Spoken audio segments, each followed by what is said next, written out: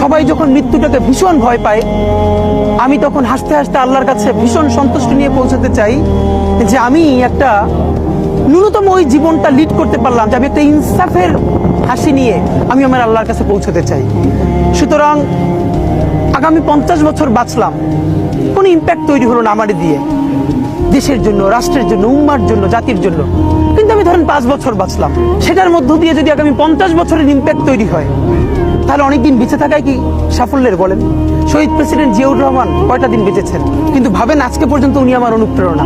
হাঁটতে হাঁটতে আমার পা ফুলে যায়। আমি, আমার টিম সেদিনকে ব্যাগের মধ্যে জুতো নিয়ে তারপরে একটা শপিং মলে ঘুরছিলাম, মানে পা ফুলে গেছে, পা জুতোয় ঢুকাতে পারছিলাম না। তো জিয়াউর রহমানের একটা ওনার গল্প মনে পড়ছিল, যিনি মাইলকে মাইল যখন হাঁটতেন, ওনার সাথে স্টাফদের পা ফুলে যেত, কিন্তু ওনার তো আর্মি ট্রেনিং আছে। তখন তাকে বলতো যে স্যার আপনার তো আর্মি ট্রেনিং, আমরা তো আর পারি না। এই জন্য ওনাকে মানুষ রাখাল রাজা বলতো।